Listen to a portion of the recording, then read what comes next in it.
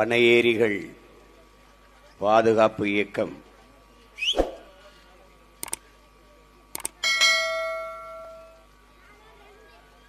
கல் இறக்குவோர் பேரமைப்பு இணைந்து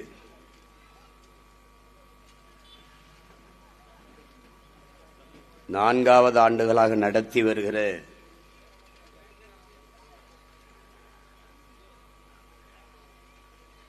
பனை கனவு திருவிழாவிற்கு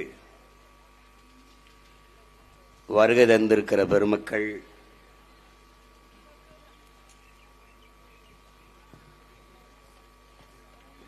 வேளாண் குடி சார்ந்த பெருமக்கள், கல் இறக்குவோர் சங்கத்தினுடைய தலைவர், நம்முடைய போற்றுதற்கும் வணக்கத்திற்கும் உரிய பெருந்தகை ஐயா கல் நல்லசாமி அவர்களுக்கும் இந்த நிகழ்வை தொடர்ந்து ஒருங்கிணைத்து நடத்தி வருகிற என் உயிர் இளவல், என் அன்பு தம்பி பனையேரிகளுடைய பாதுகாப்பு இயக்கத்தினுடைய ஒருங்கிணைப்பாளர் தம்பி பாண்டியன் அவர்களுக்கும் அவருடைய உடனிருந்து உழைத்த உறவுகள் அனைவருக்கும் என்னுடைய அன்பும் வணக்கமும்.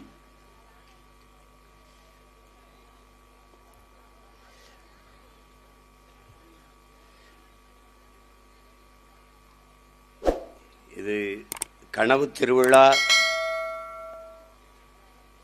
என்று நடத்தப்படுகிறது. ஒரு கனவு, தம்பி பாண்டியன் அவர்கள் சொன்னது போல பனை சார்ந்த பொருளாதார பெருக்கம், தற்சார்பு வாழ்வு என்பது தமிழ் குடிகளின் பெருங்கனவு. இந்த பனையை ஒரு அற்ப உயிராக பார்க்கிற ஒரு போக்கு இங்கே இருக்கிறது. தமிழர்களுடைய தேசிய மரமே பனைதான். இன்றும் தமிழ்நாட்டில் தமிழருடைய நாட்டு மரமே பனைதான்.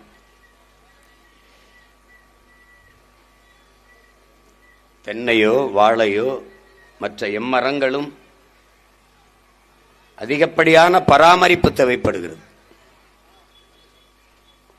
இந்த உலகில் ஒரு உயிரினம் எந்த பராமரிப்பும் இல்லாது வளர்ந்து தன் உடலில் எல்லா உறுப்புகளையும் மானுட சமூகத்தின் பயனுக்கு தருகிற ஒரு உயிர் உண்டென்றால் அது உலகத்திலே பனை மட்டும்தான். 840 பயன்பாட்டை தருகிறது. அதனாலே அது கற்பக தரு என்று, அதில் உடலில் ஒன்று கூட கழிவு கிடையாது. அதுக்கு நீ உரம் போட வேண்டியதில்லை, அதுக்கு தண்ணி பாய்ச்ச வேண்டியதில்லை, அது தன்னைத்தானே பார்த்துக்கிறோம். இங்கே இருக்கிற ஆட்சியாளர்களும் அவ்வப்போது நாங்கள் பணங்காட்டு நரி சலசலப்புக்கு அஞ்ச மாட்டோம் என்று பேசுவார்கள். நான் அவர்களுக்கு சொன்னேன், நீங்க பணங்காட்டு நரிதான், பணங்காடே நாங்கள் தான் என்று. அந்த காடே நாங்க தான் என்று. இந்த பனையின் அருமையை விளக்குவதற்கு ஒரு சுருக்கமா, எங்களுடைய தலைவர் தமிழீழ நாட்டை அடைவதற்கு போராடுகிற போது இந்த நார்வே உள்ளிட்ட நாடுகள் எல்லாம் எங்க அன்னை இடத்தில் பேச்சுவார்த்தைக்கு வந்த போது அவரிடத்திலே கேட்கிறார்கள், பிரபாகரா நீ ஒரு சின்ன தீவில் இருக்காய், அதுல ஒரு பகுதி, இப்ப நியாயமா பார்த்தா நம்ம ஊர்ல 2 மாவட்ட அளவு தான் தமிழ் ஈழம் என்பது. இந்த நாட்டை அடைந்து உனக்கு என்ன வளம் இருக்கிறது, நீ எதை வச்சு இதில் இந்த நாட்டை கட்டி எழுப்புவாய் என்று அவரிடத்தில் கேட்ட கேள்விக்கு எங்கள் உயிர் தலைவன் மேதகவி பிரபாகரன் அவர்கள் சொன்ன பதில், எனக்கு என்னுடைய பனையும் என்னுடைய இறாலும் போதும், அதை வைத்து நான் உலகத்தின் தலை சிறந்த நாடாக கட்டி எழுப்புவேன் என்றார். பனங்கிழங்கிலிருந்து மாவெடுத்து இந்த மைதாவுக்கு பதிலாக பயன்படுத்தினார். இன்றும் நம்ம இப்பதான் நம்ம வருது, என் தம்பி குகன் எல்லாம் அதை செய்து அனுப்புறார். பனம் பழத்தில் இருந்து அந்த சாறை எடுத்து அது பண்ணி அதிலிருந்து இனிப்பு மிட்டாய் செய்து அது அதனுடைய பயன்களுக்கு அளவே கிடையாது. இங்கே பனையை ஏறுவது என்பது ஒரு தொழில் என்று பார்ப்பது தவறு. எங்களுடைய அப்பா, நம்முடைய நினைவில் வாழ்ந்து கொண்டிருக்கிற பெருந்தகை இயற்கை வேளாண் பேரறிஞர் நம்மாழ்வார் அவர்கள் நமக்கு கற்பித்தது, நமது முன்னோர்கள் நமக்கு போதித்த அதுதான், வேளாண்மை என்பது ஒரு தொழில் அல்ல. விவசாயம், வேளாண்மை என்பது ஒரு தொழில் அல்ல, அது நம்முடைய பண்பாடு, நம்முடைய வாழ்வியல் என்கிற புரிதல் நமக்கு வரும். அது எல்லா தொழிலும் மாதிரி இது ஒரு தொழில் அல்ல. தச்சு அது மாதிரி இது தச்சு தொழில், நெசவு தொழில் போல இது நெசவே ஒரு தொழில் கிடையாது, நம்மளுடைய வாழ்வியல். நெசவும் உழவும் மனிதனுக்கு உயிர், உயிரை விட மேல். மானம்தான் மனிதனுக்கு உயிர் என்றால் அதுதான் எல்லாம் என்றால், மானத்தை மறைக்க அவனுக்கு ஆடையை தருவது நெசவு, உயிரை காக்கும் உணவை தருகிற, உயிரை வளர்க்கும் உணவை தருகிற ஒன்று வேளாண்மை. இவை இரண்டும் இல்லை என்றால் ஒன்றும் இல்லை. ஆனால் இந்த நாட்டில் இந்த ரெண்டு பேருக்கும் ஒரு மதிப்பும் இல்லை. இதுதான் இங்க இருக்கிற பெரிய கொடுமை. அதுபோல பனை வேளாண்மை சார்ந்த ஒன்று. வேளாண்மை ஆடு மாடு வளர்த்தல், பட்டுப்பூச்சி வளர்த்தல், நெசவு பெண்ணுதல், பனை ஏறுதல், பனை சார்ந்த தொழில் செய்வது, இது வேலையை செய்வதெல்லாம் ஒரு வேளாண்மையோடு இணைந்த ஒன்றுதான். இங்கே நம்முடைய பாண்டியன் சொன்னது போல பனையை அழிக்க வேண்டிய, பனையின் அவசியத்தை, அதன் தேவையை ஒழிக்க வேண்டிய அவசியம் இவர்களுக்கு இருக்கிறது. இவர்கள் எப்படி நுட்பமாக அதை அழிக்கிறார்கள் என்றால், முதலில் மாடுதான் உழவுக்கு பயன்பட்டுக் கொண்டிருந்தது. மாடு அகல உழுவதை விட ஆழ உழுவது மேல் என்று நமது முன்னவர்கள். இப்ப நீங்க நல்லா கவனிச்சிட்டீங்கன்னா 60 கிலோ எடை இருக்கிற ஒரு மனிதன் தொடர்ந்து இதில் நடந்தால் அந்த இடத்துல எதுவுமே முளைக்காது. ஆனால் 6 டன் எடையுள்ள ஒரு டிராக்டர் வச்சு உழுதால் அந்த இடத்துல என்ன முளைக்கும் என்று பாருங்க. நன்கு இறுகி கட்டிப்பட்ட இடத்தில் புல்லு புண்டுதான் முளைக்குமே ஒழிய பயிர் செடி கொடிகள் முளைக்காது. அப்படி இருக்கும்போது மாடு வைத்து உழுது கொண்டிருந்தவன் இந்த உழவு எந்திரத்தை கண்டுபிடிக்கிறான், டிராக்டரை. அதை சந்தைப்படுத்துவதற்கு அவனுக்கு இந்த மாடுகளை ஒழித்தால் தான் இந்த டிராக்டரின் அவசியம், அந்த தேவை அதிகரிக்கும். அந்த பயன்பாட்டுக்கு வருவான் உழவன். அப்ப என்னென்ன பல்லாயிரக்கணக்கான மாடுகளை வாங்கி வெட்டி புதைச்சிடறான். இப்ப இந்த டிராக்டர் எந்திரத்தை விற்பனை செய்யறதுக்கு வசதியா இருக்கு. இது நல்லா உழும், அது உழாது, கீரித்தான் விடும். கலப்பை தான் ஆழ விடும், இது அப்படி கீரித்தான் விடும். மண்ணை பெறட்டு லேசா கீறி விடும், அவ்வளவுதான். நீங்க இதற்கு பிறகு 2ஆம் உலகப் பொருளை வெடிக்காத வெடி உப்புகளை அவன் உரமா தயாரிக்கிறான். இந்த மிச்சம் மிஞ்சி போச்சு அந்த வெடி உப்புகள், அந்த வெடி மருந்துகளை என்ன பண்றதுன்னா உரமா தயாரிக்கிறான். இந்த உரத்தை விற்கிறதுக்கு, சந்தைப்படுத்துவதற்கு அதிக மக்கள் தொகை கொண்ட நாடுகளை தேடுறான். அது இந்தியா மாதிரி நாடுகளை. இதுதான் உலகத்தின் பெரிய சந்தையா இருக்கு. அதிக மக்கள் தொகை கொண்ட, நுகர்வு கலாச்சாரத்தை அதிகமாக கொண்ட மக்கள் கொண்ட நாடா இது இருக்கு. எது வந்தாலும் வாங்கி பயன்படுத்தி பார்க்கணுங்கிற ஒரு பெரிய நோய் இந்த மக்களுக்கு இருக்கு. அதோட தன்னிடத்தில் இருப்பதை விட பிறரிடத்தில் இருப்பது உயர்ந்தது என்கிற இழி சிந்தனையும் இந்த மண்ணின் மக்களுக்குத்தான் அதிகம். மொழியா அடுத்தவன் பேசுனது நல்ல அறிவான மொழி, உடையா நம்முடைய விட அவன் உடை நாகரிகமானது, சாப்பாடா நம்முடைய விட அவனுடையது சத்துள்ளது, அது நாகரிகமானது, நிறமா நம்ம கருப்பா இருக்கும் அவன் வெள்ளையா இருக்கிறேன் உயர்ந்தவன். இது ஒரு நோய். இதை அவன் பயன்படுத்திக் கொண்டு அந்த வெடி உப்புகளை சந்தைப்படுத்தினான்.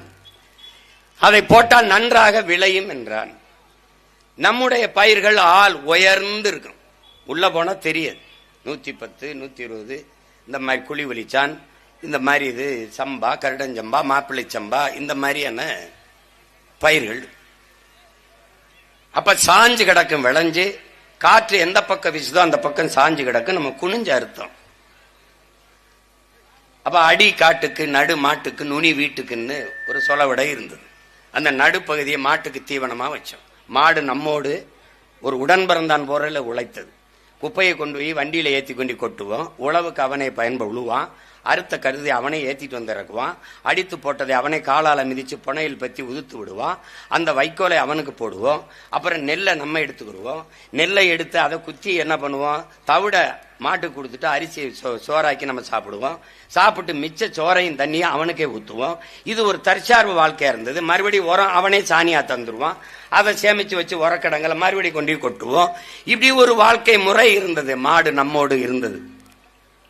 அது நம்மள வாழ்க்கையில ஒன்றி போனவன், நம்ம உறவு. இன்னும் எங்க வீடுகள்ல குடும்ப அட்டையில ரேஷன் கார்டுல மாட்டு பேர் இருக்கு. இன்னும் எங்க வீடுகள குடும்ப படங்கள்ல பக்கத்துல மாடு நின்று படம் எடுத்தது இருக்குது. 5000 ஆண்டுகளா நம்மோடு இணைந்து இசைந்து உறவில் ஒருவனாக வாழ்ந்தது.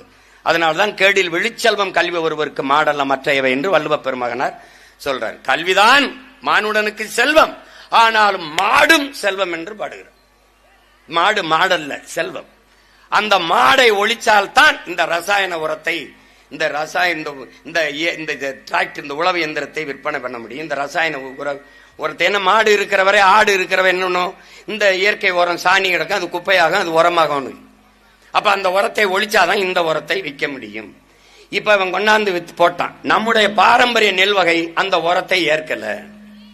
அப்ப விளைச்சல் வரல. அப்ப நம்முடைய வேளாண்குடி மக்களின் புகார் என்ன, என்னையா உன் உரத்தை போட்டா விளையும்னா ஒன்னும் இல்லையா அப்படின்னா, அப்ப உன் விதை தப்புன்ட்டான்.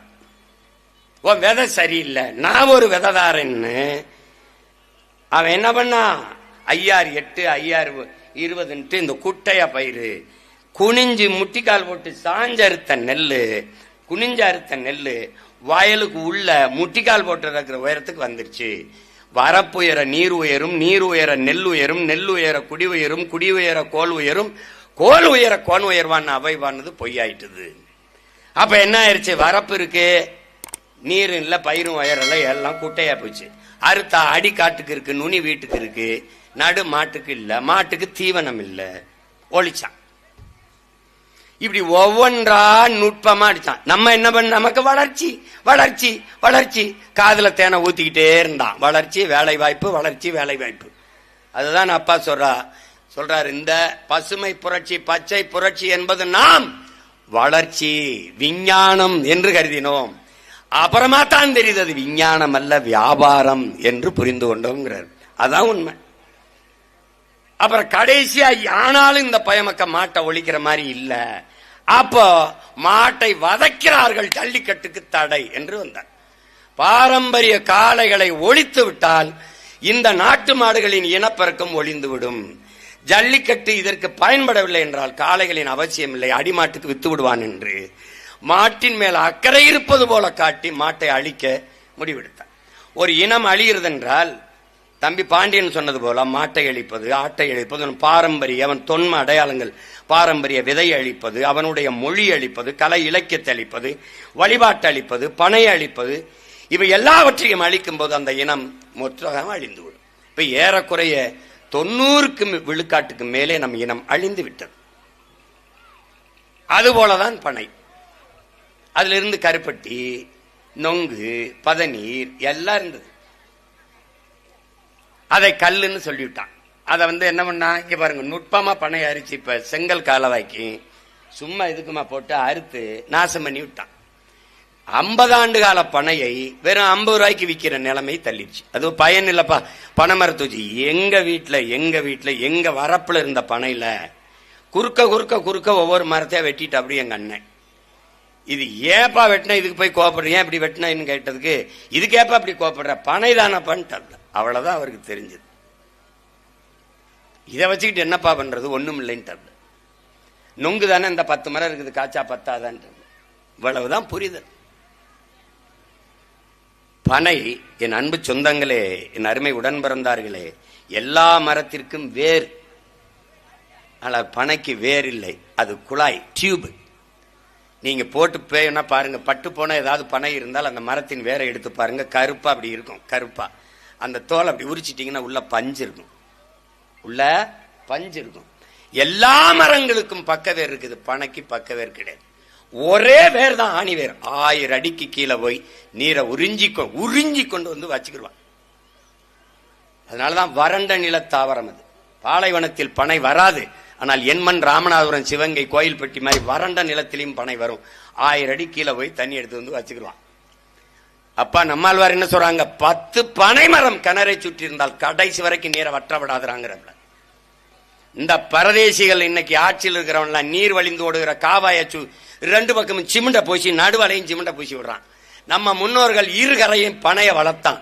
அரண் மாறி நின்று வேற பிடிச்சு இறுக்கி வச்சுக்கிறோம். அந்த மண்ணை அரிக்க விட மாட்டான், அப்படி பிடிச்சு வச்சுக்கிடுவான். அந்த பனையை வைக்காம வெட்டி வித்துவிட்டு வளர்க்காம விட்டுவிட்டு சிமெண்ட போட்டு பூசி விடுறான். யாராவது செய்யற வேலையா பாரு. இந்த தண்ணீர் கசிந்து ஓடி கசிவு நீர் பாசனமே 1,00,000 ஏக்கர் இருக்கு. இந்த எங்க அப்பாவுக்கு அதுக்கு நாங்க போறான் போய் கசிவு நீர் பாசனம். நிலத்தடி நீர் பூமிக்குள்ள போய் தான் நிலத்தின் நீரடி மட்டம் உயரும். அங்கே நண்டு நத்த புல் மண்புழு எல்லாம் இருந்தாதான் மண் வளப்படும். அது உருவாகவே விடாம சிமெண்ட பூசி கீழே சிமெண்ட பூசி தண்ணி விழுந்தோன்னா நேரம் ஓடி போயிடும். இப்படி ஒரு அறிவியல் தொழில்நுட்பத்தை நம்ம ஆட்சியாளர்கள் கண்டுபிடித்திருக்கிறார்கள். பனையின் பயன்பாடு என்னவென்று தெரியாமல் இன்னைக்கு பெரிய பெரிய கடைகள் போனால் கிளுகிழுப்பை சீன கிளுகிழுப்பை, கொட்டான் சீன கொட்டான், பாய் சீன பாய். ஏன் சீன பாயில படுத்தா தான் இவனுக்கு கனவு வரும், தூக்கம் வரும். நம்ம பாயில படுத்தா வராது. அவனுக்கு ஏதாவது ஒண்ணு வெளிநாட்டில இருந்து வரணும். நம்ம பாயவே சிங்கப்பூருக்கு கொண்டு போய் கப்பல்ல அங்கிருந்து கொண்டாந்து இங்க சிங்கப்பூர் பாயின்னு விழுந்து விழுந்து வாங்குவான். ஏன் நோய் புரியுதா? நேத்து கூட நான் பேசிக்கிட்டு இருந்தேன். நான் சொல்றதை இவனுக்கு ஏற மாட்டேங்குது. ஏன்னா அவனை மாதிரியே நானும் கருப்பா இருக்கிறனால வேணே இருந்தாலும் இப்படி கட்டை ஒரு மீதி வச்சுட்டு குட்டை இந்த பை வேணே நம்ம பை தானேப்பா. உள்ளூர் மாடு விலை போகாது. அப்போ ஒருத்தர் சொன்னார், ஒரு அருள் தந்தை உட்காந்துக்கிட்டு, அதே ஹைட் வெயிட் ஒயிட்டா இருக்கணும் அப்பதான் பேக்காப்பாங்கிறப்பல. ஹைட்டா இருக்கணுமா இல்ல வெயிட்டா இருக்கணுமா ஒயிட்டா இருக்கணுமா அப்பதான் உண்மைன்னு நம்புவானா. இதுக்கு என்ன பண்ண முடியும்? நம்ம தீ குளிச்சு வெந்தா வர முடியும்? நிலைமை அப்படி. இவனுக்கு அடுத்தவன் சொல்லணும். எத்தனை ஆண்டுகளா நம்ம அப்பா நல்லசாமி அவர்கள் கல்லின் அருமையை பற்றி உணவின் ஒரு பகுதின்னு எவ்வளவோ போதிச்சு பார்த்துட்டாங்க. இவனுக்கு புரியல. அவன் ஒன்று ஒன்றா அழிக்கிறான், கண்ணுக்கு தெரியாமல் அழிக்கிறான். இது ஒரு உயிரியல் போர். பனையை ஒழிப்பது, பனையிலிருந்து வெளியேற்றுவது, வேளாண்மையிலிருந்து வெளியேற்றுவது, அவனுடைய நெசவிலிருந்து வெளியேற்றுவது. நீ நூல் விலை ஏற்றி மின் கட்டணத்தை உயர்த்திட்டேன்னா நெசவை எங்கே பண்ணுவான்? வழி இல்லை. எல்லா விலையும் ஏற்றிவிட்டால் அவன் விலையில் விளைவிக்கிற பொருளுக்கு அவனே விலையை தீர்மானிக்க முடியாதுங்கிற நிலையை உருவாக்கி வைத்து விட்டால் எப்படி வேளாண் குடிமகன் வாழ்வான்? ஒரு கரும்பை விளை வைக்க 20 ரூபாய் ஆகுது ஒரு தட்டைக்கு. ஒரு கிலோ தக்காளியை விளைய வைக்க 20 ரூபாய் ஆகுது. அவன் சந்தைக்கு கொண்டாந்து இறக்கும் போது விளைய வைத்த அவன் தனக்கு 5 ரூபாய் லாபம் வச்சு 25 ரூபாய் விற்க முடியாது. வாங்குகிறவன் தீர்மானிக்கிறான். இங்கே ஒரு குண்டூசி செருப்பு, ஒரு விளக்கமாறு தயாரிக்கிறவன் 10 ரூபாய், செருப்பு தயாரிக்கவன் 250 ரூபாய் தான். ஒரு பிளேட் கத்தி 10 ரூபாய் தான். ஆனால் 1 கிலோ தக்காளி, 1 கிலோ கத்தரிக்காய், 1 கிலோ வெண்டைக்காய் 20 ரூபாய் என்றால் விளைய வைத்தவன் தீர்மானிக்க முடியாது. வாங்குவன் தான் தீர்மானிப்பான். 20 ரூபாய் தக்காளி 10 ரூபாய் கொடுத்தா கொடுக்கலைன்னா போ என்று சொல்வான். நீ உணவுப் பொருளை திருப்பி எடுத்துட்டு போக முடியாது, கெட்டு போகும். அப்ப வந்த விலைக்கு பாதி நட்டத்திற்கு பாதி இழப்புக்கு விற்கிறான். வழி இல்லை, இழப்பை தாங்க முடியாது. பால்டாலை வாங்கி கொண்டு விளைநிலத்திலே குடிச்சிட்டு சாகுறான். இதான் நடக்குது. வயல் வரப்புல இருக்கிற மரத்திலே தூக்கல தொங்குறான் விவசாயி என்றால் இதுதான். ஒரு நாட்டில் வேளாண் குடிமகன் வாழ்கிறான் வளர்கிறான் என்றால் அந்த நாடு வாழ்கிறது வளர்கிறது என்று பொருள். ஒரு நாட்டில் ஒரு வேளாண் குடிமகன் வாழ முடியாமல் சாகிறான் என்றால் அந்த நாடு நாடல்ல சுடுகாடு என்று பொருள். இன்னைக்கு ஒரு வேளாண் குடிமகன் சாவது செய்தி, நாளைக்கு நீ சோறில்லாமல் சாக போகிறாய் என்பதற்கான எச்சரிக்கை, மணி முன்னறிவிப்பு என்பதை அறிவார்ந்த தமிழ் சமூக தம்பி தங்கைகள் புரிந்து கொள்ளும். இது செய்தி அல்ல, பிளாஷ் நியூஸ் அல்ல. அது விவசாயி அவன் சத்தா என்ன, இவன் சத்தா என்ன, யானை சத்தா என்ன, கொக்கு சத்தா என்ன, காக்க சத்தா என்ன, இவையெல்லாம் செத்தால் பார்க்க நீ இருக்கிறாய். நீ செத்தால் பார்க்க எவனும் இருக்க மாட்டான். இவெல்லாம் இருந்தாதான் நீ வாழவே முடியும். அப்படி ஒவ்வொன்னா ஒரு பயோ வாரை, ஒரு உயிரியல் போரை தொடுத்து அடிச்சான். அதுல இந்த பனையும் ஒன்று. இந்த கருப்பட்டி, கரும்புல இருந்து இந்த வெள்ளை கருப்பட்டி அவனுக்கு பிரச்சனை. கருப்பா இருக்குல்ல, கூழ குடிச்சுக்கிட்டு இருந்தான், கருப்பா இருக்கு. கை குத்தல் அரிசி ஒரு கருப்பா இருக்கு, வெள்ளையா இருக்கணும். அப்ப கருப்பட்டி கருப்பா இருக்கு, பனையில இருந்து வரலாம் கொஞ்சம் பழுப்பா அழுக்கா இருக்கு, வெள்ளையா இருக்கணும். அப்ப என்ன பண்ணலாம்? அவன் கூழை குடிச்சுக்கிட்டு தானே இதை போய் குடிச்சுக்கிட்டு இருக்கா. அப்ப எதை குடிக்கிறதுனா பொன்னிறத்துல ஒன்னு விரிச்சு வச்சான், பூரின்னா சப்பாத்தின்னா. என் ஊர்ல அரிசி விலையும் கேழ்வரை விலையும் வரகு விலையும், இந்த கோதுமை கருமா விளையாது. அப்ப பல்ல விளைக்கிட்டு பசியோட வாயை பொழந்துகிட்டு இருந்தா வேற ஊர்ல இருந்து வரணும். என் பொருளாதாரம் அங்க போயிட்டுது. ஏன்னா உணவு அவசிய பொருள், அவசிய தேவை வேற ஊருக்கு போயிட்டு. இப்ப கருப்பட்டி விட்டுட்டு வெள்ளையா இருக்கணும்ல, சீனின்னு ஒரு சர்க்கரை, வெண் சர்க்கரை கொண்டாந்தான். சீனி கண்ட கண்ட ரசாயனத்தை போட்டு வெள்ளையாக்கினான். அதை சாப்பிட்ட உடனே என்ன ஆயிருச்சு? நிலத்துல விளைய வேண்டிய சர்க்கரை உடம்புல விளைய ஆரம்பிச்சிட்டது. 30 வயசுக்குள்ள 400 சர்க்கரை எனக்கு இருக்கு, 300 சர்க்கரை இருக்கு அப்படின்னு. அன்னைக்கெல்லாம் எங்கேயாவது ஒருத்தருக்கு சர்க்கரை நோய் இருக்கும். இன்னைக்கு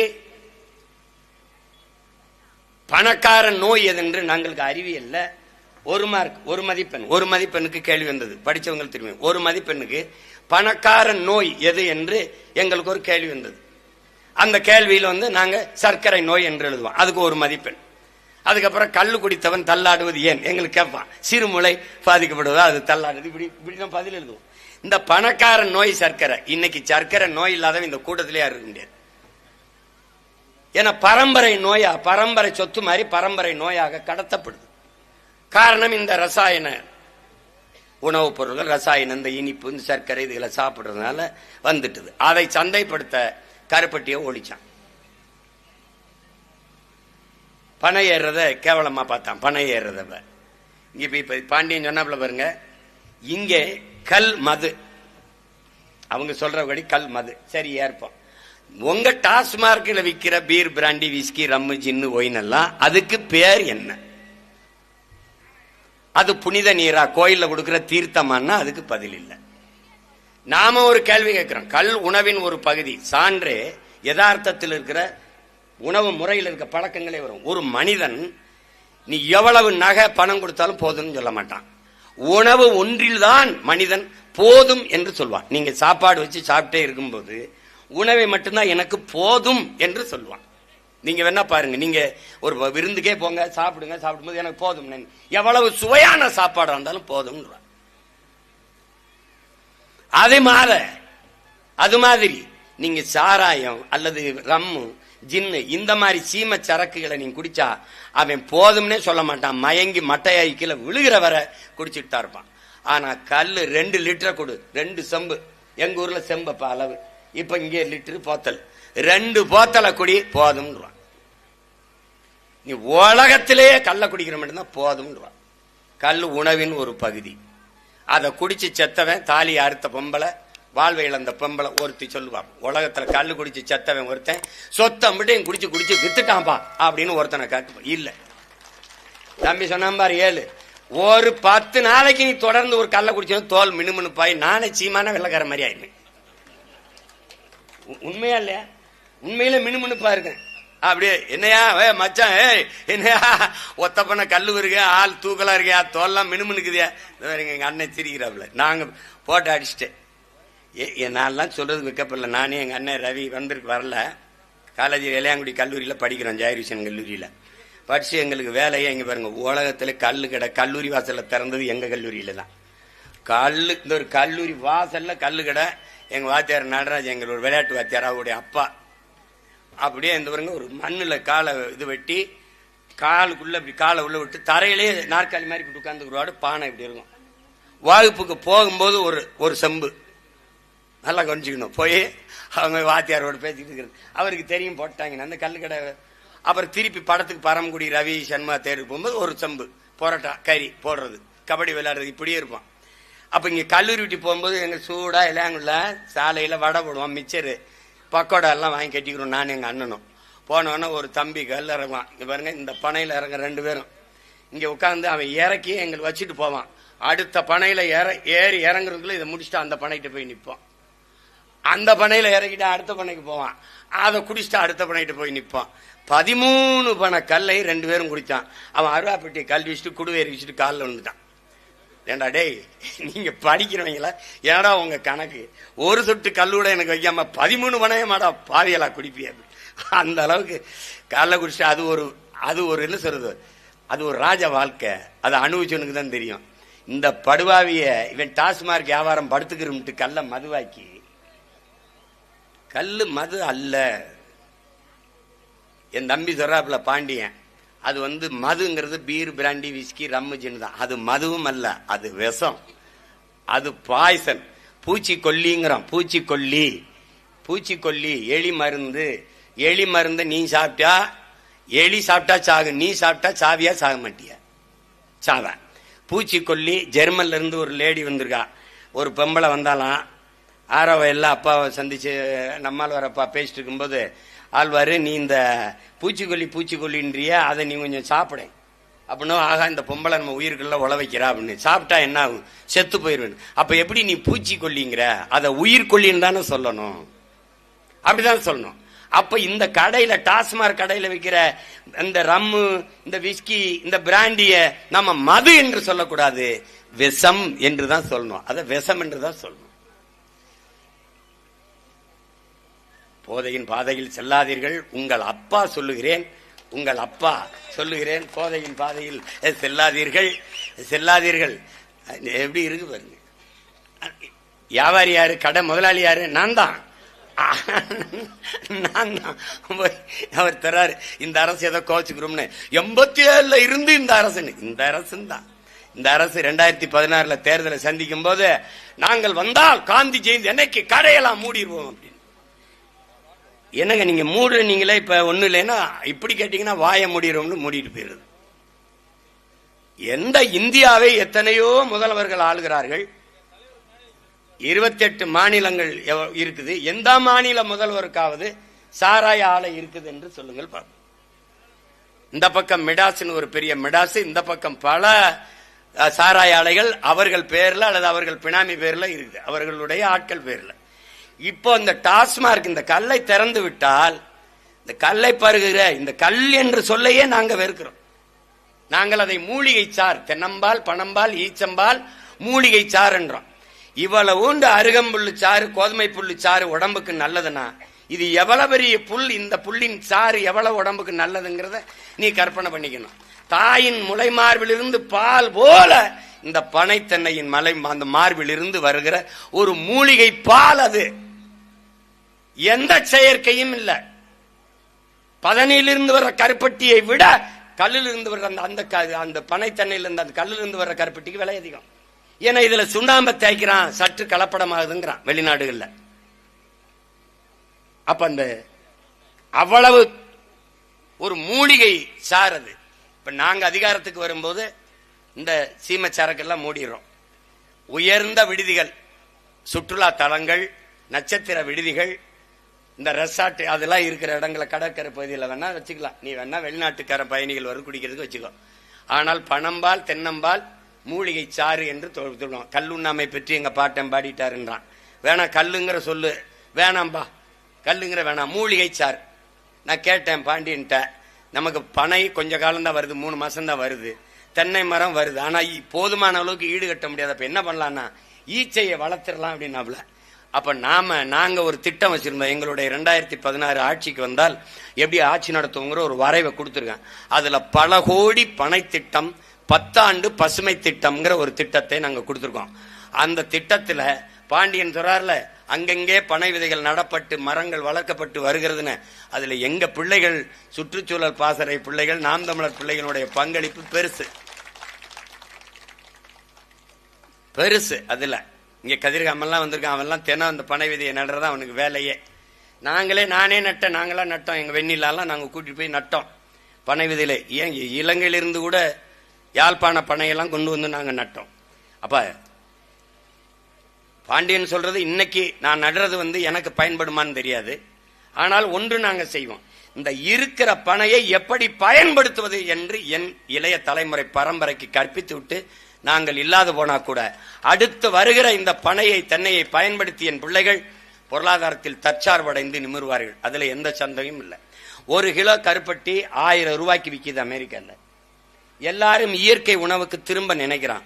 ஆனா அந்த இயற்கை உணவுல உற்பத்தியில மக்கள் தொகை எண்ணிக்கைக்கு ஏற்ப ஈடு கொடுக்க முடியல. அப்ப என்ன பண்றான், விதையை மரபணு மாத்துறான். 1 கிலோ கத்தரிக்காய் வாங்கினோம்னா 10 காய் கத்தரிக்காய் இருக்குது 1 கிலோக்குன்னா அவன் அதை விளைய வைக்க தயாரா இல்ல. மரபணுவை மாத்தி ஒரே காயை 1 கிலோவா மாத்துறான். இப்ப நீங்க மிளகாய், பச்சை மிளகாய் எப்படி இருக்கும்? இப்ப இவ்வளவு பெருசு இருக்கு ஒரு பச்சை மிளகாய். ஆமா, சொரக்காய் எப்படி இருக்கும்? குடுவை தயாரிக்கிற மாதிரி நம்ம சொரக்காய். இப்ப நீ பாண்டியன் இந்த அந்த பனையேறி இடுப்புல போட்டிருக்க குடுவை எங்கேயாவது நீங்க சொரக்காய் இப்படி விளையுதா? நீங்க எங்க நாங்கெல்லாம் விளைஞ்சு வரும்போது ஒரு காயை நாம விதை பொறுக்கு விதை மரபினர், பொறுக்கு விதை மரபினர். நாம் எப்படி பொறுக்கு விதை மதன் இருப்பாரு. இப்ப தோட்டத்துல கத்தரிக்காய் விளைய வச்சிருப்போம். அதுல சிறப்பா பெருசா காய்க்கிற கத்தரிக்காயை பார்த்து அதை விதைக்கின்னு ஒரு துணியை கட்டி விட்டுருவோம். மறந்து கூட பறிக்க மாட்டோம். முருங்கைக்காய், புடலங்காயில விதைக்கின்னு ஒரு துணி அப்படி கட்டி விடுவோம். விதைக்கு கட்டி இருக்குது அப்படின்னு சாதாரணமா எல்லாருக்கும் தெரியும். அந்த விதை வீரியமானதா அதை வச்சிருவோம். மிளகாயும் அப்படித்தான். அதே மாதிரி மாடு, நீ ஜல்லிக்கட்டு மாடு, இந்த கிடா சண்டை, சேவல் சண்டையெல்லாம் விடுறது எதுக்குன்னு நினைக்கிற? கிடாய மோத விட்ட பரம்பரை. ஏன் மோத விட்டான்? அது வேடிக்கை அல்ல, விளையாட்டல்ல. அதுல வென்ற கிடாய் இனப்பெருக்கத்துக்கு இருக்கும், தோற்ற கிடாய் கரியாயிரும். சேவல் சண்டை, வென்ற சேவல் உயிரோட இருக்கும் இனப்பெருக்கத்துக்கு, தோற்ற சேவல் குழம்பு அடுப்புல கொதிக்கும். அப்போ ஆடு மாடு கோழியில் கூட வீரத்தை கடத்தின பரம்பரையில் வந்த மரபு தமிழன் மரபு என்பதை நாம் மறந்து விடக்கூடாது. அந்த பொறுக்கு விதை மரபினர். அப்படி சொரக்காய் காய்ச்சிருக்கும் போது இதை குடுவைக்கு, இதை சொரக்குடுவைக்கு விடுவான் அப்படின்னு அந்த பார்த்து அதை நல்லா அங்கேயே முத்த விட்டு எடுத்துக்கிட்டு வந்து கழுத்தை அப்படி வெட்டிட்டு, தலை வெட்டிட்டு வைக்கோலை வச்சு சுத்தி அதுக்குள்ள செருகி வச்சிட்டோம்னா உள்ள இருக்கிறது அழுகி அந்த விதையெல்லாம் விழுந்துரும். அதை அப்படி கொட்டி அப்படி சுரண்டி காய வச்சு தண்ணியை ஊற்றி நல்லா இது பண்ணி அதுக்கப்புறம் அப்படி அறுத்து அழகுபடுத்திட்டு கழுத்துல கயிறை போட்டு அதை குடுவையாக்கி தேன் எடுக்க, பதநீர் இறக்க எல்லாத்துக்கும் பயன்படுத்தணும். இன்னைக்கு அப்படி ஏதாவது சுரக்க பாரு, அம்மி குலவி மாதிரி இப்படித்தான் இருக்கு சுரக்க. ஏன் மரபணு மாத்திட்டான். இப்படி எல்லாவற்றையும் மாற்றி மாற்றி அழித்து அழித்து வந்தவன். இந்த இனத்தை அழிப்பதற்கு அவனுடைய ஒவ்வொரு அடையாளங்களாக சிதைத்து சிதைத்து அழித்து வந்தவன். அதில் ஒன்றாக பனை, அவனுடைய பாரம்பரிய பனையை கை வச்சு அழிக்கிறான். இப்ப இருக்கிற இப்ப நமக்கு ஒரு அதிகாரம், இப்ப கல் அதுல இருக்கு. கல் நம் உணவின் ஒரு பகுதி, கல் நம் உணவு, கல் நமது உரிமை. அப்படிதான் நம்ம இந்த திருவிழாவை, இது திருவிழா என்று சொல்வதை போல உரிமை கோரும் விழா என்றுதான் நம்ம அதை எடுத்துக்கிறோம். அப்படிதான் இதை எடுத்துக்கணும். இதுல தொடர்ந்து இப்படியே நம்ம போராடி கொண்டு இருக்க முடியாது. கல்லுக்கு தடையை இந்த அரசு நீக்கவில்லை என்றால், தடையை விதிக்காத ஒரு அதிகாரத்தை உருவாக்குவதற்கு வேளாண் பெருங்குடி மக்கள் தயாராக வேண்டும். அது இல்லைன்னா வழி கிடையாது. சும்மா ஒவ்வொரு ஆண்டும் ஒரு நாள் கூட்டி இதே இடத்துல கூட்டத்தை போட்டு கல்லறைக்கு அனுமதி கொடு, கல்லறைக்கு அனுமதி கொடு, கல் இருக்கு. எங்க ஊர்ல கல்லறைக்கு நான் சொந்தக்காரனை பிடிச்சிட்டு போயிட்டாம்ல. நான் எங்க அண்ணனை கூப்பிட்டேன், வா போலீஸ் ஸ்டேஷன் போம்னு. என் ஊர் திசை பக்கம் போனீங்கன்னா ஸ்டேஷன் இருக்காது, பேர் தெரிஞ்சிருவேன்ட்டேன். இது வேலை சேட்டை. பக்கத்தில் இருக்க டாஸ்மார்க் குடிச்சிட்டு தாலி ஏத்துட்டு போறான், கொலையை வெட்டிட்டு கழுத்தை வெட்டி கொண்டுட்டு போறான். அதை தடுக்க துப்பு இல்ல. இந்த மாதிரி ஒரு அரசு எங்கேயாவது பாரியா? நீ குடிக்க போகும்போது கார்ல போகலாம், குடிச்சிட்டு கார் வெட்டி வரக்கூடாது. குடிச்சிட்டு கார் வெட்டி போக கூடாது. ஓரத்தில் நின்றுக்கிட்டு இங்க வா, இங்க வா, இங்க வா, இங்க வா, ஊது ஊது, 1000 ரூபாய் பெனால்டி. இதெல்லாம் நல்லா ஊதுவான். உள்ள தீவிரவாதி இந்த சுடும்போது வேடிக்கை பார்த்துட்டு நின்றுவான். இதெல்லாம் பரிச்சை எழுத போற நம்ம பிள்ளைய மூக்குத்தியில விட்டு கொண்டு மூக்குத்தியில கொண்டு போகும் நினைப்பாப்பா. மூக்குத்தியில அவ்வளவு பெர்ஃபெக்ஷன். மூக்குத்திக்குல கூட விட்டு கொண்டு விட மாட்டான். தீவிரவாதி பாடல பரிச்சை எழுத போற பிள்ளைய சோதிக்கிறவன் பயங்கரவாதியை உள்ள விட்டான். அவன் துப்பாக்கி எப்படி கொண்டாந்தான் தெரியாது. எப்படிப்பட்ட ஆள்கள் பார்த்துக்க. கால கொடுமை. இதெல்லாம் ஒழிக்கணும்னா ஒரு வழிதான் இருக்கு. ஒவ்வொரு நாளும் போராடி கொண்டு மக்களின் பிரச்சனைகளை அரசு கையில் எடுக்காத போது அதிகாரத்தையும் அரசையும் மக்கள் கையில் எடுப்பதை தவிர வேற வழி இல்லை. அப்படி ஒரு அதிகாரம் உருவாகும் போதுதான் அது மக்கள் அதிகாரமாக மக்கள் ஆட்சியா இருக்கும். இங்கே தேர்தல் அரசியல், கட்சி அரசியல் தான் இருக்கு, மக்கள் அரசியல் இல்லை. இங்கே செய்தி அரசியல் தான் இருக்கு, செயல் அரசியலோ சேவை அரசியலோ இல்லை. இந்த பனையை பயன்படுத்தி பனை சார்ந்த தொழிற்சாலை, தென்னை சார்ந்த தொழிற்சாலை, நிலமும் வளமும் சார்ந்த தொழிற்சாலை எங்களுடைய அரசு அமையும் போது ஒரு திணை பனை சார்ந்த தொழிற்சாலை இந்த மாதிரி 1000-500 எங்க ஆத்தாளப்பன் கையேந்திய நிலையில் இல்ல. அவன் வாழ்விடத்தில் அரசு பணி. பனையிலிருந்து வெள்ளம், நாட்டு சக்கரை தயாரிக்கிறது, பனை ஓலை கொட்டான், பாய், நார்ல இருந்து கைத்து கட்டில். ஒரு கட்டில் கைத்து கட்டில் விலை அமெரிக்காவின் உடன் பிறந்தவனை தட்டிப்பார் 40,000 ரூபாய். 40,000 ரூபாய். உனக்கு எங்க பொருளாதாரம் இருக்குன்னு தெரியல. நீ சாராய பொருளாதாரத்தில் இருக்க. ஆண்டு ஒன்றுக்கு 50,000 கோடிக்கு சாராயத்தை குடிக்க வச்ச அந்த காசுல இருந்து அரசு நடத்தி கொண்டிருக்கு. இந்த நாட்டில் பாலின் சந்தை மதிப்பு எவ்வளவு இருக்கு? நான் 2016 ஆட்சி வரை கொடுக்கும் போது 3 லட்சம் கோடி. இன்னைக்கு குறைஞ்சது 6 லட்சம் கோடி இருக்கும். பாலின் சந்தை மதிப்பு மட்டும். ஆவின் பால் விற்கிறது அரசு. எங்கே இருக்கிறது? பால் மாடு எங்கே இருக்கிறது? கேள்விக்கு பதில் உண்டா? மாட்டு பாலை அரசு விற்கிறது, மாடு எங்கே? கிடையாது. அப்ப நீ பாலை குடிக்கிறியா? எதை குடிக்கிற? மாடே இல்லாத போது பால் எங்கிருந்து வருகிறது? கேள்வி இல்லை. அப்போ இதையெல்லாம் மீட்டெடுக்க வேண்டியது கல்லு நல்லசாமிங்கிற பெருந்தகையுடையதோ பாண்டியுடையதோ இல்ல. இந்த மண்ணில் பிறந்த ஒவ்வொரு மகனினுடைய பிறவி கடமை பொறுப்பு என்பதை உணர்ந்து நிக்கணும். இது பனையேறிகளுக்கான பிரச்சனை இல்ல, நம் பரம்பரைக்கான பிரச்சனை. பாண்டியன் சொல்ற மாதிரி ஒரே ஒரு சமூகம் மட்டும் பனையேறதில்லடா. இங்க முடி வெட்டுறவன்லாம் இந்த சமூகம் நினைச்சிருக்கான். அமெரிக்கால முடி வெட்டுறவன் சமூகம் இல்ல. இங்க நாங்க ஆடு மாடு மேய்க்கிறவன்லாம் கோனார் நினைச்சிருக்கான். அமெரிக்காலையும் ஆஸ்திரேலியா ஆடு மாடு மேய்க்கிறான்டா, அவன் யான் இல்ல. இவன் ஒண்ணு நினைச்சிருக்கான். அப்படிதான் நினைச்சிருக்கான். ஏசுநாதர் எங்கால கோனார் நினைச்சிருக்கான், ஆடு மாடு மேய்க்கிறவர்கள் அப்படித்தான் நினைச்சுக்கிட்டு இருக்கான். நம்மால் இங்க யாதவன் போட்டா லல்லு பிரசாத்தையும் மொழையாங்க சிங்க யாதவும் அவன் ஆடு மாடு மேய்க்கிறான், நாங்களும் மேய்க்கிறோம். அவன் யாதவன், நாங்க கோன். புரியுதா உங்களுக்கு? நான் இஸ்லாத்தை ஏற்றுக்கிட்டேன்னா அவன் அரேபியன், அவன் உருது, நான் தமிழன். ஒரு இறை ஏற்று நபி மொழி ஏற்று அதை வழியா ஏற்று பின்பற்றிருக்கோம், அவ்வளவுதான். இந்த புரிதல் உனக்கு வரணும். ஒரு காலத்தில் இதே இடத்தில், ஒரு காலத்தில் எழுதி வச்சுக்க, விரைவில் இதே இடத்தில் பனை சார்ந்த பொருட்களை தயாரிக்கிற தொழிற்சாலை நிறுவப்படும். அங்கே அரசு பணி கொடுக்கப்படும். இப்ப பாண்டியன் சொல்றாரு அண்ணதை மறந்துரும்னு. உங்களை மாதிரி 100 பேரை தேர்ந்தெடுத்து 100 பேரையும் பேராசிரியராக்கி பனை எப்படி ஏறி பனையிலிருந்து 17 எப்படி இருக்கிறது, கல்லர் படிக்கிறது கத்துக் கொடு. நீ ப்ரொஃபசர், மற்றவங்க ஸ்டூடெண்ட்ஸ் எவனும் ஏறலாம். அரசு பணி. நான் வேளாண்மை செய்வது அரசு பணி ஆக்குவேன், ஆடு மாடு வளர்த்தல அரசு பணி ஆக்குவேன், பனை ஏறுதல் தென்னை மரம் ஏறிதெல்லாம் இருக்கு அரசு பணி ஆக்குன்னு சிரிக்கிறா ஏண்டா? டாஸ்மாக் கடையில் சாராயம் ஊத்தி கொடுக்குறவன், சாரக்கு ஊத்தி கொடுக்குறவன் கவர்மெண்ட் எம்ப்ளாயா இருக்கலாம். உலக உயிர்கள் இத்தனை பேருக்கு சாப்பாடு போடுறேன் ஆத்தாளப்பன் விவசாயி அரசு வேலையாளர் இருக்கக்கூடாதா? கவர்மெண்ட் எம்ப்ளாயா இருக்கக்கூடாதா? என்ன இது? எழுதி வச்சுக்க. வேளாண்மை செய்பவன் அரசு பணி. அவனுக்கு 60 வயசில் ஓய்வூதியம், அவனுக்கு ஓய்வூதியம் கொடுப்பான். நீ நினைச்சுக்கிற நீ தம்பி உழுதுண்டு வாழ்வாரை வாழ்வார் மற்றெல்லாம் தொழுதுண்டு பின் செல்வன் எங்கள் மூதாதை தந்தல்லைய மறைமொழி பொய் இல்லை. நல்லா கவனிச்சுக்கணும். உழவினார் கைமடங்கின் இல்லை விளைவதும் விட்டேம் என்பார்க்கும் நிலைங்கிறான். தம்பி பற்றற்று போயிடறான்.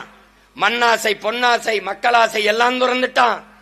எல்லா ஆசையும் துறந்து போன ஒரு ஞானி கூட, ஒரு சாமியார் சன்னியாசி கூட உழவன் கைமடங்கி படுத்துட்டா வாழ முடியாதுங்கிறான். சோர்லைன்னா செத்து போயிருவே. நீ இந்த செல்போன் இல்லாம வாழ்ந்துட முடியும், தொலைக்காட்சி இல்லாம வாழ்ந்துட முடியும், கார் இல்லாம வாழ்ந்துட முடியும், எது இல்லாமல் வாழ முடியும். நீரும் சோலை எல்லாம் செத்து போயிருவேன். அப்ப புரிஞ்சுக்க தம்பி, நீ விண்வெளிக்கு விண்கலத்தை ஏவலாம், ராக்கெட்டை ஏவலாம். அந்த விஞ்ஞானிக்கு சோறு விவசாயி தான் அனுப்பணும். சந்திர மண்டலத்துக்கு சந்திராயன அனுப்பலாம், சயின்டிஸ்டுக்கு சாப்பாடு சம்சாரி தான் அனுப்பணும். இந்த பனையும் பனை சார்ந்த இடத்திலே ஒரு தொழிற்சாலை, பனை சார்ந்த நாம் பொருட்களை தயாரித்து ஏற்றுமதி செய்து என் நாட்டின் பொருளாதாரத்தை பெருக்கல. நான் பிரபாகரன் மகன் இல்லடா, நீ பாத்தேரு, நீ என்னமோ சொல்றாரு அப்படின்ட்டு. அதே இங்க பாரு, பகிர்வு கடையில, பங்கீட்டு கடையில, அத ரேஷன் கடையில வெள்ளை சக்கரை பேன், நாட்டு சக்கரை கருப்பட்டி கரும்பில் இருந்து வர வெள்ளம் தான் விநியோகிக்கப்படும். நான் வர்றதுக்கு முன்னாடி ரேஷன் கடையை மூடிடுவான். முன்னாடி ரேஷன் கடையில அரிசி பருப்பு போட்டுக்கிட்டு இருந்தான். இப்ப இல்ல, கொஞ்ச நாள்ல ரேஷன் கடையே இங்க இல்லைன்னு வரும். ரேஷன்ல அரிசி தான் இல்ல, மண்ணெண்ணெய் இல்ல. அப்புறம் கடையே இல்லை. நாங்கள் வரும்போது குறிஞ்சி அங்காடி, மருதம் அங்காடி, நெய்தல் அங்காடின்னு நிறுவி அரசே கொடுக்கும். அப்படி இல்ல வெள்ளச்சக்கரை தான் நான் சாப்பிடுவேன்னா சாகிறதுன்னு ஆயிடுச்சு, அதிகமா வரி கட்டிட்டு சான்னு ரெட்டிப்பு வரிய போட்டு விட்டுருவேன். புரியுதா? நீ கொழுப்படுத்து சாகிறதுன்னு முடிவுட்டா கூட எனக்கு வரிய கட்டிட்டு செத்துப்போ. இப்ப என்ன ஆகுது? எங்க அப்பா வந்த பிறகு, அவருடைய பிள்ளைகள் நாங்கள்லாம் வந்த பிறகு இங்கே கருப்பட்டி காஃபி கிடைக்கும்னு எழுதிக்கிறான். அது கருப்பட்டி உடைச்சு போடும்போது நீ பாத்தியா? நீ ஆவின் பால் குடிக்கிற அவன்கிட்ட விக்கிறவன்ட்ட எங்க இருக்குன்னு கேட்டியா? முன்னாடி எல்லாம் மாட்டு மடுவை போட்டிருந்தான் ஆவின் பொட்டலத்துல. இப்ப இந்த பக்கம் கருணாநிதி ஐயா படம், இங்க ஸ்டாலின் படம். நான் கேட்டேன், ஓ பால் மாட்டு மடுவில் இருந்து வரலையா, இங்க இருந்தா வருதா? அதுக்கு ஏய் சந்தை இருந்தா தட்டி பாருவான் ஆவின் பொட்டலத்துல. என்ன தேவைன்னு இது ஒரு கூட்டம். முதலில் நாகரிகம் பெற்ற இனம் போர்க்குணம் மற்று போயிருங்கிறான். நீ நாகரிகம் பெற்ற இனம் மாதிரியா இருந்த உட்காருன்னு 1 மணி நேரம் கத்துற, அப்படி போய் உட்கார மாட்டேன். என்னைக்கு இந்த சமூகம் மேம்பட போகுது? வெள்ளக்காரன்லாம் இப்படி ஏதாவது ஒரு கூட்டத்தில் இப்படி நின்று பார்த்திருக்கியா நீ? அவ்வளவு ஒழுங்கு இருக்கு. அந்த ஒழுங்கு எப்படி இருக்கும்னா, எங்க கட்சி கூட்டம் நடக்கும், பெரிய பெரிய கூட்டங்கள் வந்து பாரு எங்க பிள்ளைகள் எப்படி இருக்கான்னு பாரு. இப்ப கூட அண்மையில கோயம்புத்தூர்ல 50,000 60,000 பேர் கூடனா ஒரு சத்தம் இருக்காது, ஒரு குறுக்கு மறுக்கம் ஓடுறது ஒண்ணு இருக்காது. ஏன்? பிரபாகரன் பிள்ளைகள் மக்கள் ராணுவம் போல இருப்பான். உலகிற்கு நாகரிகத்தை கற்றுக் கொடுத்த இனத்தின் மக்கள் என்ன செய்யறது, எதை சாப்பிடுறது, எதை பேசுறது, எதுவும் தெரியல. உங்கள் மகன் அதிகாரத்துக்கு வந்தவர் ரோட்ல நொங்கு இளநீர் எவனும் விற்க முடியாது. கடை கட்டி கொடுத்துருவேன் நானே. கடை இங்க பேர் கடைனா பில்டிங் சென்ட்ரிங்லாம் கிடையாது ராஜா. தகர பெரிய பெரிய தொழிற்சாலையில தகர சீட்ல தான் நடக்குது. கட்டி அங்கே உட்கார்ந்து விற்கணும். நீ நொங்கு வேணுமா, இளநீர் சர்பத்து வேணுமா, நொங்கு சர்பத்து வேணுமா, பதநீர் வேணுமா, என்ன வேணும் போடா. அங்க நகை வேணும், ஜா சொலுக்காசுக்கு போக தெரியுது இல்ல, போடா. எல்லாம் வேணா அங்க போய் குடிடா, நொங்கு வேணா அங்க போய் குடி. எங்காலு வெயில்ல செருப்பு குளிர் விட்டப்பட்ட ஏசி அறையில் இருக்கு. கத்தரிக்காய், வெண்டைக்காய், முருங்கைக்காய், சொரக்காய், நொங்கு, இளநீர் ரோட்ல கிடக்கு. உருப்படுமாடா இந்த நாடு? உருப்படுமாடா? கார்ல போட்டு மிதிக்கிற செருப்பு. இவர் இந்த செருப்பை புதுசா ஏசி ரூம்ல இருந்து வாங்கி மாட்டிட்டு வருவாப்ல. கார் 2 கோடி வந்து இறங்குவாப்ல. ரோட்ல முருங்கைக்காய், கத்தரிக்காய். அம்மா இந்த செருப்பு 1500 ரூபா அப்படியே வாங்கிடுவாப்ல. 5 ரூபா குறைக்க மாட்டாப்ல. இங்க வந்து கீரை கட்டு அளவை 5 ரூபாய்ங்க, கொஞ்சம் பார்த்து போட்டு கொடுங்க, 4 ரூபா கொடுக்குறேன். ஏன்? பாவப்பட்டவன் இவன்ட்ட பேரம் பேசிட்டு இருப்பான். பேரம் பேசி வாங்கி இந்த கத்தரிக்காயை வாங்கி கார்ல ஏறி போவாப்ல. போய் வாசப்படியில 5000 ரூபாய் வாங்கினார்ல செருப்பு, அதை வாசல்ல விட்டுருவாப்ல. இந்த ரோட்ல கிடந்துச்சு இல்ல, இதை அங்க உண்டி சமையல உண்டி கழுவி சாப்பிட்டு உள்ள போட்டு வயிறு வாழ்வாப்ல. எப்படி எதியில கிடக்க வேண்டியது குளிர் விட்டப்பட்டதுல குளிர் அங்க இருக்க வேண்டிய இடத்துல ரோட்ல கிடக்குது. அப்படித்தான் உழைக்கும் மக்கள் எல்லாம், வேளாண் பெருங்குடி மக்கள் எல்லாம் ரோட்ல கிடக்குறான். நீ எழுதி வச்சுக்க, ஒரு நாள் இந்த நாட்டின் பிரதம அமைச்சர்கள், இந்த நாட்டின் பெரிய பெரிய அமைச்சர் பெருமக்கள், இந்த நாட்டில் இருக்க அறிவியல் விஞ்ஞானிகள், இவன் எவனுக்கும் இல்லாத மதிப்பு உழுது விதைச்சு உலகத்துக்கு சோறு போடுற உழவர் குடிக்கு வருதா இல்லையான்னு மட்டும் வரும். அதைத்தான் சொல்றான் பாரு எங்க மூதாதை. என்னைக்கு சொல்றான்? உழுதுண்டு வாழ்வாரை வாழ்வார், மற்றெல்லாம் தொழுதுண்டு பெண் செல்பவர் என்றார். உழுவார் உலகிற்கு ஆணி, அத்தாற்றாது எழுவாரை எல்லாம் பொறுத்துட்டான். அவன் ஒண்ணும் கிடையாது. நீ ஒரு பைத்தியக்கார கூட்டம். உனக்கு சரியா படிப்பு வரலைன்னா வாத்தியாரே சொல்றாப்ல, நீ எல்லாம் ஆடு மாடு மேய்க்கத்தான் லாய்க்கணும். அம்பிட்டு கேவலமா போச்சு உனக்கு. என்ன இவெல்லாம் விவசாயம் பண்ணுவா? இவெல்லாம் ஐயோ பெரியார் மட்டும் வரலன்னா நான் விவசாயம் பார்த்திருப்பேன். நல்ல வேலை அந்தாலும் வராமலே இருந்திருந்தா பல பேர் விவசாயம் பார்த்திருப்பான் இருக்கு. இவன் சொல்றது பெரியார் மட்டும் வரல, நல்லா விவசாயம் இருந்திருப்பேன் அப்படின்னு. அப்புறம் வீட்டுல வேண்டது மண்ணலி திம்பிய. உங்களுக்கு கேவலமா போச்சு. என்ன வேளாண்மை செய்யறது? வேளாண்மை என்பது ஒரு வாழ்வியல், அதுபோல அரசியல் என்பதும் ஒரு வாழ்வியல், அறிவியல் புவியியல் போல அது ஒரு வாழ்வியல். வரிசையில் நின்று 1000-500க்கு வாக்கை விற்கிற சந்தை இல்லை. இதை உணராத வரை உனக்கு உரிமையும் இல்லை, ஒண்ணும் இல்லை, விடுதலையும் இல்லை, ஒண்ணும் இல்லை, எந்த புரிதலும் இல்லை. திருப்பி திருப்பி துன்பத்தை தந்தவனுக்கு அதிகாரத்தை கொடுத்து மறுபடியும் துன்பத்தை பெறுது. அவனுக்கு இன்பம், நமக்கு துன்பம். அவன் தான் செய்ய மாட்டான்னு தெரியுத, அப்புறம் அவனுக்கு ஓட்டு போடணும்? எதுக்கு போடணும்?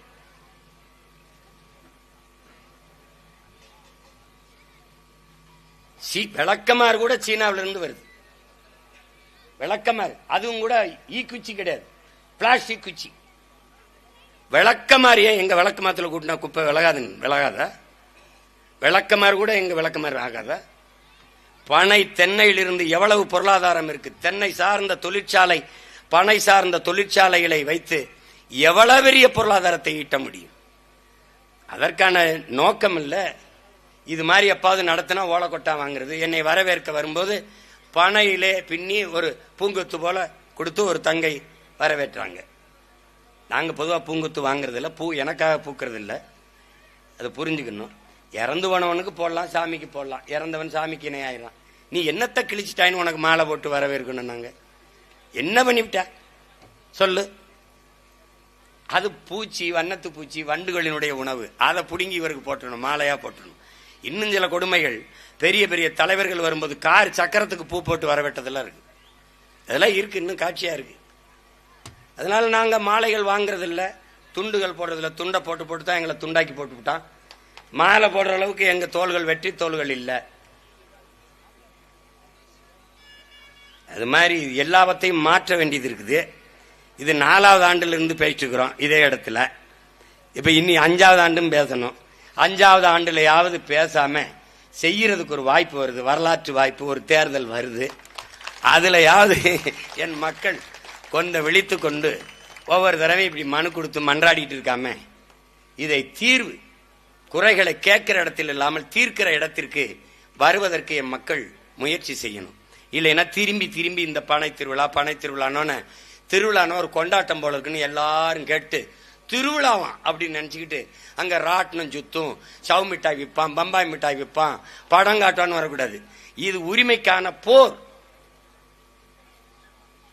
இது உரிமைக்கான போர். வார்த்தை பனை திருவிழா போல உங்கள் வாழ்க்கை ஒவ்வொரு நாளும் இருக்கணும்னா பனையை போற்றணும். பனை தமிழனுடைய தேசிய மரம். ஈழத்துல சிங்களவன் நம்முடைய மக்களை தமிழர்கள் என்று அன்னை காசி ஆனந்தன் சொன்னது இருக்கு. பனை மரத்தை போட்டு அதுல ஏறிக்கிட்டு இருக்க ஒருத்தனை போட்டு தமிழர்கள் என்று எழுதி வைப்பான். தமிழன்னா பனை மரத்தை போட்டு பனையில ஏற ஒருத்தனை போட்டு தமிழன் அப்படின்னு பாட புத்தகத்துல எழுதி ரொம்ப நாளா வச்சிருந்திருக்கான். அப்படி நம்முடைய அடையாளம் பனை, நம்முடைய அடையாளம் பனை, அதை நினை என்று இந்த பனங்காடுகளை வளர்க்கணும்.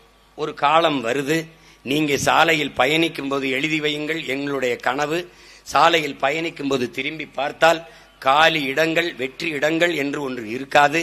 ஒன்று மேய்ச்சல் நிலமாக இருக்கும், அல்லது நீர் தேக்கமாக இருக்கும், அல்லது ஒருங்கிணைந்த வேளாண் பண்ணையாக இருக்கும், அல்லது காடுகளாக இருக்கும்.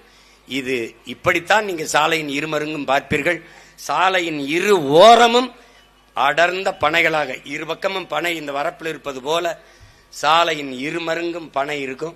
பாதுகாப்பாக இந்த மண்ணின் வளத்தை வைத்திருக்கிற ஒரு என்ன சொல்றது குல தெய்வம் தான் இது. மாவீரர்கள், எங்களுடைய மாவீரர்களை போற்றும் போது பனையையும் போற்றுவதற்கு காரணம், மாவீரர்கள் மறைந்து நின்று தாக்குதல் தொடுத்ததற்கு அதுவும் களத்திலே பனை நின்றது. அந்த பனையும் களத்திலே தமிழீழ விடுதலை போரிலே தன்னையும் ஒரு போராளியாக இணைத்துக் கொண்டு களத்திலே நின்றது என்பதற்காக அந்த பனையை நாங்கள் போற்றினோம். அதுபோல இந்த பனையை பாதுகாக்க வேண்டுமென்றால் இந்த பனையேறிகள் வைக்கிற கோரிக்கை, இந்த உரிமை போர் வெல்ல வேண்டும். எங்க ஐயா நல்லசாமி சொல்றது போல கல் உணவின் ஒரு பகுதி, இந்திய அரசியலமைப்பே அதை சொல்லுது. அவங்களே சொல்றாங்க, கல் போதை அப்படின்னு சொல்லி நீ நிரூபிச்சிட்டீங்கன்னா, மது நிரூபிச்சிட்டீங்கன்னா பல கோடி தர்றேன்னு கூட சொல்றாங்க. அதை கள்ளச்சாராயம் குடிச்சு செத்து 10 லட்சம் வாங்க கூட தயாரா இருக்கானே ஒழிய இதுக்கு பந்தயம் கட்டி யாரும் அந்த பல கோடி ரூபாயை வாங்க தயாரா இல்ல. கல்லு குடிச்சு யாராவது செத்து இப்படி 5 லட்சம் 10 லட்சம் வாங்குற நிலைமைக்கு வந்தான்னு ஏதாவது சொல்லு பார்ப்போம். ஒன்னும் இல்லை. அதனால இது தொடர்ந்து போராடி கொண்டே இருக்க முடியாது. அதுக்கு ஒரு முற்று வைக்கணும். அந்த முற்றுக்கான ஒரு களமும் காலமும் உருவாகி வருகிறது. இன்னும் 6 மாத காலங்கள் தான் இருக்கிறது. அறிவார்ந்த தமிழ் சமூக மக்கள் விழிப்புணர்வும் அரசியல் தெளிவும் கொண்டு இந்த தேர்தலை அணுக வேண்டும். இதே தொடர்ந்து பேசிக்கொண்டே இருக்க முடியாது. இதற்கு ஒரு தீர்வு காண வேண்டும். கல் நம்முடைய உணவு, கல் நம்முடைய உரிமை. அதை இறக்குகிற அனுமதியை போராடி பெற வேண்டியது தமிழனாக பிறந்த ஒவ்வொருவருடைய கடமை. அதை செய்ய போராடுகிற ஒவ்வொருவருக்கும் தோளுக்கு தோளாக துணை நிற்க வேண்டியது நாம் தமிழர் கட்சி பிள்ளைகள் எங்களுடைய பிறவி கடமை. அதை தொடர்ந்து நாங்கள் செய்வோம். அதை தொடர்ந்து செய்வோம். ஆமா, அதுல நான் போன தடவை நீதிமன்றத்திற்கு வரும்போது, செஞ்சிக்கு வரும்போது நான் என்ன சொன்னேன்னா, ஐயா அந்த உரிமையை தான் முழக்கமா வைக்கிறாங்க, நீங்க இருங்க, உங்க பிள்ளைகள் போராடி பெறோம், தைரியமா இருங்க. நான் கூட சொன்னேன், இப்ப நீங்கெல்லாம் கல் இறக்கும் போது என்ன பிரச்சனையா இருக்கு, நானே நான் ஏறி கல்லை இறக்குறேன், இந்த காவல்துறை என்னதான் செய்யுதுன்னு பாப்போம் அப்படின்ட்டு. அப்ப நான் சொன்னோன்னே எங்க அன்னைங்கெல்லாம், தம்பி நம்ம எல்லாருமே சேர்ந்து அருவாப்பட்டி கட்டிக்கிட்டு ஏறுவோம் ஒரு தடவை அப்படின்னு. இப்ப நான் இப்ப சொன்னேன், பாண்டி பெரிய பனையா காட்டிடாத, எனக்கு இப்ப பயிற்சி இல்ல, தொடர்ச்சி இல்ல, சின்னதா ஒரு பனையை காட்டு, நம்ம அறிவிச்சு சோறுட்டி சீமான் பனை ஏறி கல் இறக்குகிறார். இப்ப இவ்வளவு பேர் நீங்க இருக்கீல்ல, இவ்வளவு பேர் போலீஸா இருப்பான், நீ ஒரு தடவை பாரு நடக்குதா. நான் அகில இந்திய செய்தியாக்கல, நீ பார்த்தேரு ஒரு நாள் கல் இந்த ஓயறதுக்குள்ள நானே கட்டிக்கிட்டு ஏறி ஏதாவது ஒரு பனையில இறக்கி, நான் மட்டும் இல்ல என்னோட நிறைய என் தம்பி தங்கச்சி எல்லாம் ஏறுவோம் நினைட்டாப்ல. நான் கூட அன்னைக்கு ஒரு தங்கச்சி இறக்கி பேசினதை என் ஸ்டேட்டஸ்ல தன் படத்துல வச்சிருந்தேன், பார்த்திருப்பேன்னு நினைக்கிறேன். அது மாதிரி இது செய்யாது. இப்ப நாங்களே ஏறி கல்லிறக்கிற போராட்டத்தை அடுத்து விரைவில் செய்ய இருக்கிறோம். இப்ப அடுத்து ஆடு மாடுகளின் மாநாடு நடத்த இருக்கிறேன். ஆடு மாடுகளின் மாநாடு தென் மாவட்டத்தில் தேனியை மையப்படுத்தி, அது என்ன மாடு ஆடுகளின் மாநாடுன்னு ஒரு தடவை பாரு, மாடு ஆடுகளும் எப்படி மாநாடு போடுதுன்னு ஒரு தடவை பாரு. இந்த மாடு ஆடுகளின் மனச்சான்றாக உங்கள் மகன் நானே பேசுவேன். அப்பவாது இந்த உனக்கு மான ரோச சூடு சரண வருதான்னு பார்ப்போம்.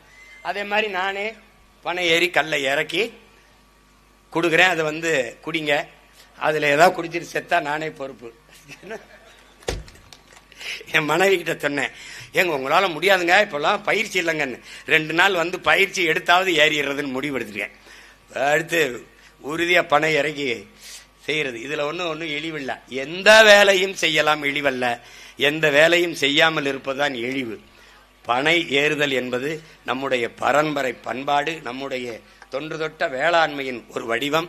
அதனால் அறிவார்ந்த தமிழ் சமூக மக்கள், நீங்க பருகிறதுன்னு ஆயிட்டா. என் பிள்ளைகள்லாம் என்ன கேட்கிறாங்க, அண்ணே கேரளாவில் போய் கல் குடிச்சிட்டு வரான், புதுச்சேரி போய் கல் குடிச்சிட்டு வரான், ஏனே இதை நம்ம ஊர்ல தடை பண்ணி வச்சிருக்காங்க, இதுக்கு நீ ஊர் வழி பண்ண மாட்டியாங்கிறான். பண்றேன் பண்றேன் அப்படின்னு சொல்லியிருக்கேன். அதனால இதுக்கெல்லாம் ஒரு வழி பண்ணுவோம். கல் நமது உணவு, கல் நமது உரிமை. போராடி பெற வேண்டியது நம் பிறவி கடமை. தொடர்ச்சியாக சற்றும் தளர்ச்சியின்றி கல்லிறக்கிற உரிமையை பெற களத்திலே நிற்கிற பெருந்தகை நம்முடைய ஐயா கல்லு நல்லசாமிக்கும் அவருடைய உடன் நிற்கிற தோழர்கள், வேளாண் பெருங்குடி மக்கள் அனைவருக்கும் இந்த பனையேறி கல் இறக்கிற உரிமையை பெற பனையேரிகளினுடைய பாதுகாப்பு சங்கத்தினுடைய அமைப்பினுடைய தலைவராக இருந்து தொடர்ந்து முன்னெடுக்கிற என் ஆறுயிர் இளவல் என் அன்பு தம்பி பாண்டியன் அவருக்கும் அவருடைய இணையருக்கும் அவர் உடன் நிற்கிற அத்தனை உறவுகளுக்கும் என்னுடைய அன்பும் வணக்கமும். புரட்சி எப்போதும் வெல்லும், நம்முடைய போராட்டமும் ஒரு நாள் வெல்லும். நன்றி, வணக்கம். நாம் தமிழர்.